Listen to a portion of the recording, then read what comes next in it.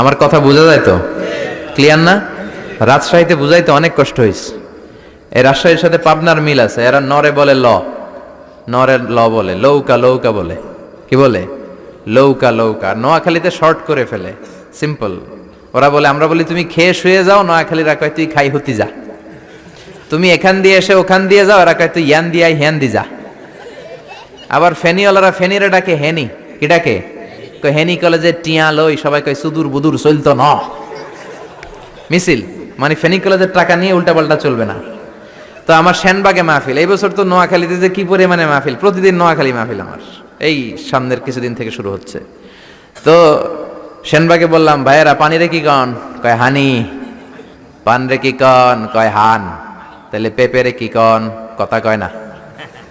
পানি যদি হানি হয়, পান যদি হান হয়, পেঁপে হবে হে হে।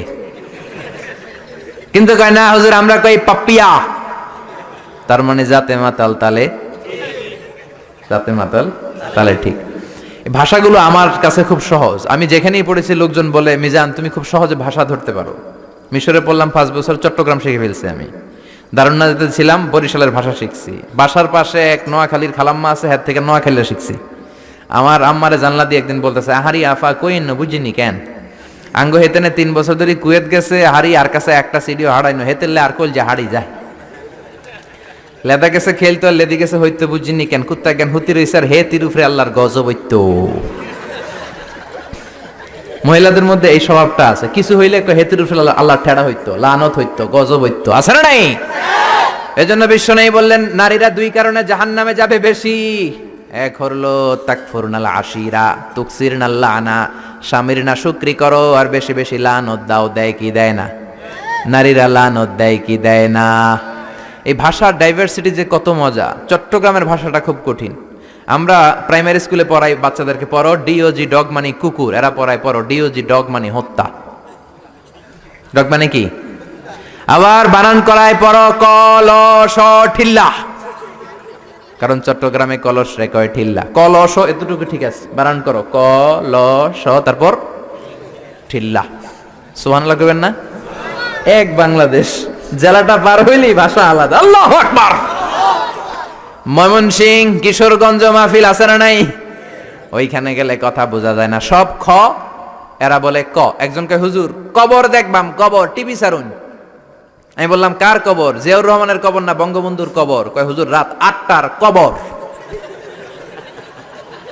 আসলে শব্দটা কবর নাকি খবর? সিলেটিরা পুরা উল্টা, এরা এগমুখ দিয়ে কিলাইলো ক বের হয় না, খালি খ।